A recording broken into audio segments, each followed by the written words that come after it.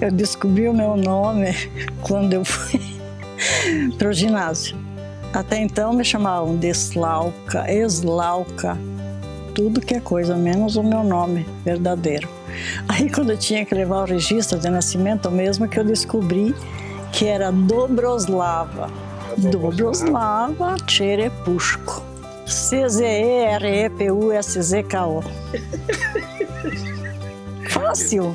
Eu nasci em Curitiba, na Avenida Iguaçu, no Hospital Vítor do Amaral, no dia 3 de abril de 1931, com o Dr. Vítor do Amaral, o próprio. Esses documentos são dos meus pais, quando eles tiraram para poder viajar para o Brasil. Tanto é que o meu irmão, ele tinha apenas 40 dias, então teve que ser fotografado no colo da minha mãe. Era bem nenenzinho. Essa viagem da França até o Brasil durou 28 dias. Os 28 dias a minha mãe passou na enfermaria do navio. Ela enjoava muito por causa da maresia. Foi uma viagem terrível. Depois de 28 dias eles desembarcaram no Rio de Janeiro. Aí no Rio de Janeiro que eles foram informados que os ucranianos e poloneses vinham para Curitiba por causa do clima, que era mais frio. Acostumavam melhor aqui. Aí eles tiveram que escolher entre Bigorilho e Vila Guaíra, onde tinha mais da raça deles. E eles escolheram a Vila Guaíra. Eu vivi toda a minha infância ali, né? Nós vimos quando chegou a luz, a água encanada, tudo na minha época. Tinha muito mato, tinha. Bom, para vocês terem uma ideia, eu conheci a Vila Auer quando eu tinha uma olaria só, que era dos Auer mesmo, por isso que é Vila Auer.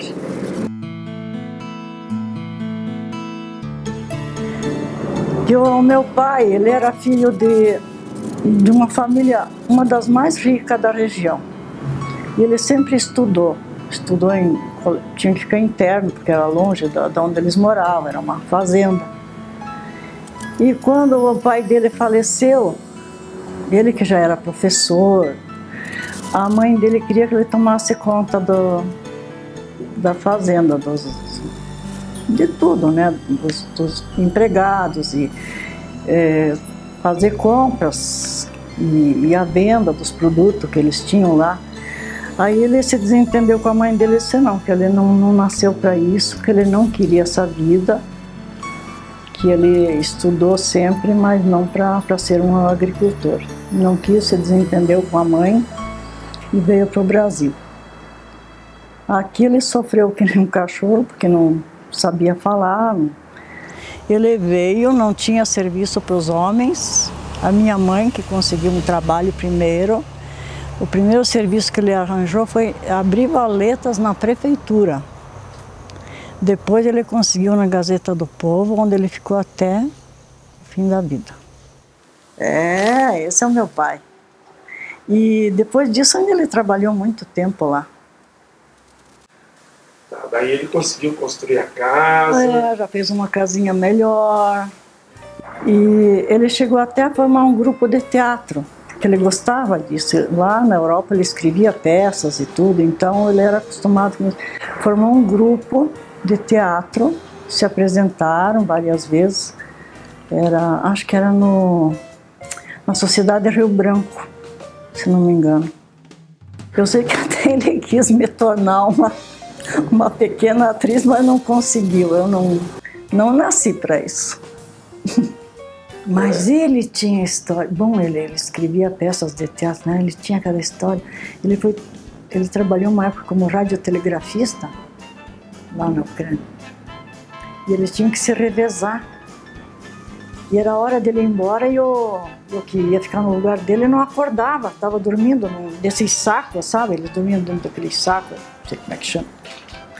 Ele gritava pelo cara, o cara não acordava, ele pegou um balde de água, em pleno inverno, de não sei quantos graus abaixo de zero, pegou um balde de água gelada e jogou no cara. Diz que o cara pegou um machado e corria atrás dele e jogava o machado. Corria e jogava. Porque se pega... Não, o baixinho era medonho.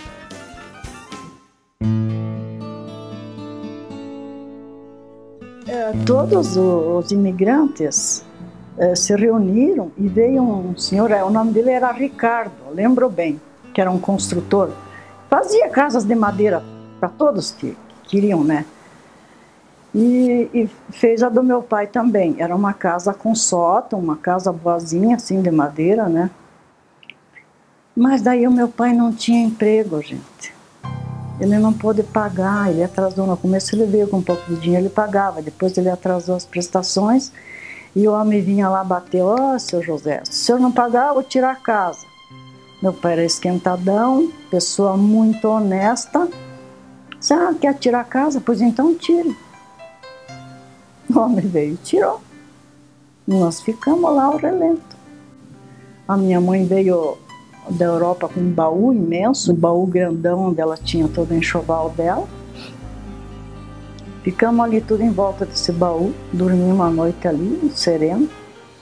Daí no dia seguinte os vizinhos se reuniram e compraram essas costaneiras, que é a primeira fatia da árvore, né, que vem meio baulada. Não é a tábua retinha, aquela primeira fatia que eu chamo. E fizeram um rancho para nós assim num dia, pelo menos a gente já não estava no campo. A minha mãe conta que não deu tempo de pôr dobradiça na porta, só encostaram lá uma porta, improvisaram. À noite diz que veio uma vaca. A vaca se encostou ali, a porta caiu. A mãe levou um susto, pensou que era ladrão, não casebre daquilo, mas podia acontecer, né? Eles sofreram muito. Sabe, eu acho esquisito que as pessoas reclamam da vida. Eu passei por isso e mais um pouco. Eu não reclamo. Era para acontecer, sabe? Eu acho assim, quem quer faz. Querer é poder. Não adianta chorar. As irmãs dele foram para a Sibéria cortar lenha na época da guerra. Sofreram lá também. Eu acho que tudo é por Deus. Eu acho que ele escapou daquilo tudo também. O irmão dele ia ser morto pelos alemães. Então, para não morrer, ele se misturou aos soldados alemães e foi parar na Alemanha. Ele trabalhou na Mercedes-Benz.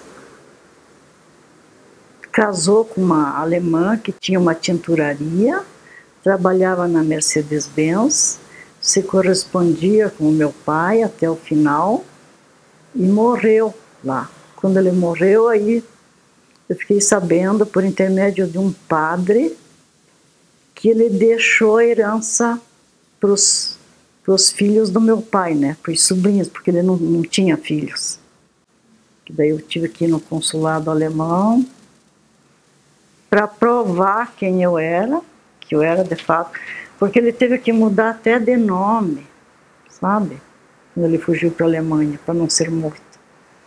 E isso foi muito difícil para provar quem eu era.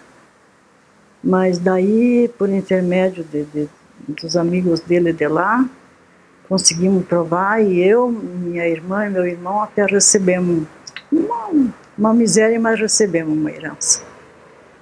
Minha mãe faleceu em 80, o pai em 85. O pai com 85 anos. E a minha mãe tinha 72. Ele foi abrir a porta para ir comprar pão e leite e caiu. Daí o rapaz que tinha um armazém pegado com a casa dele estranhou que ele não veio buscar leite e pão. Foi lá rodear a casa, chamava, não respondia e foi avisar a minha sobrinha, Doroteia. Ela é meio mulher macho, chegou lá, arrombou uma janela e ele estava caído perto da porta. Quando ele foi abrir a porta para sair, ele caiu.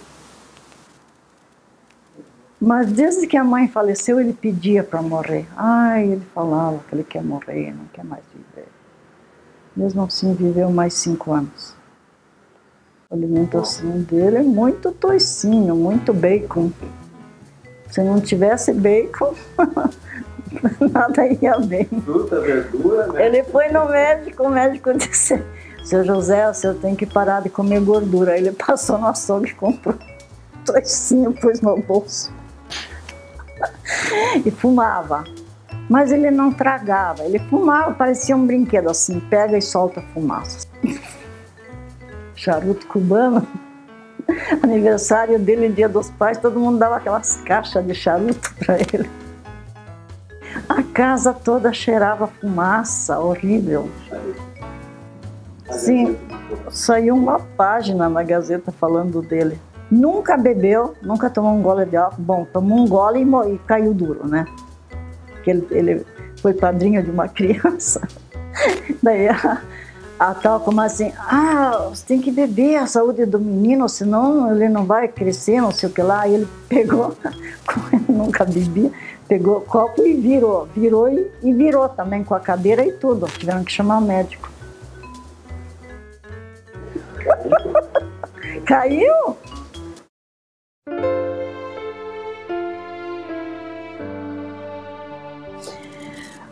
A mãe, ela ficou órfã muito nova e ela só tinha uma irmã. A mãe dela engravidava de filhos homens e aquilo não vingava, não sei porquê. Os filhos homens morriam antes de nascer, então só 2 meninas, tudo bem.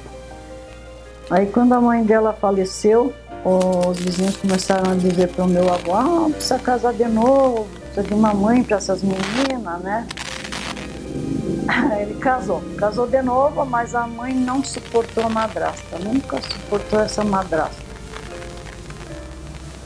Um dia ela até fugiu de casa, foi no meio do trigo assim, se esconder, ela queria morrer, ela não queria nem voltar para casa, ficar lá no meio do trigo.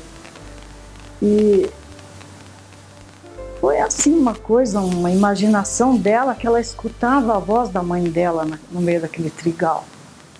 De tanto ela pensar na mãe dela, né, que ela não queria, não aceitava essa madrasta.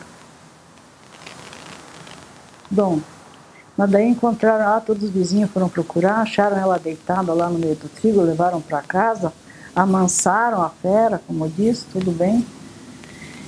E ela cantava num coral da igreja. Já era mocinha, ela cantava no coral da igreja. E aí uma tarde eles se reuniam, mas não misturavam. De um lado as moças, do outro os rapazes. E aí disse que meu pai olhou e disse: quem é aquela morena? A mãe tinha o cabelo bem escuro, parecia uma ciganona. Deve ter aí. Meu pai perguntou para um rapaz: aquela é a Alexandra. Ele disse: quer de uns 50 no dinheiro de hoje para trazer ela aqui na minha frente? O rapaz foi lá, pegou ela pela cintura e trouxe na frente do meu pai. Aí ele falou: quer sair comigo hoje à tarde? Eu não sei. Sei que marcaram um encontro depois desse ensaio do coral, se encontraram. E ela, já em seguida, porque como ela não suportava a madrasta, o negócio dela era sair de casa, né? Então, ele convidou ela para sair, saíram lá algumas vezes, aí ele falou em casamento, ela topou e foi morar lá na casa dele. Ela disse que nunca viu uma sogra melhor que a dela, porque ela era muito nova. E essa sogra teve assim a paciência de ensinar ela a fazer tudo, né, dentro de casa. Diz que foi um amor essa sogra para ela.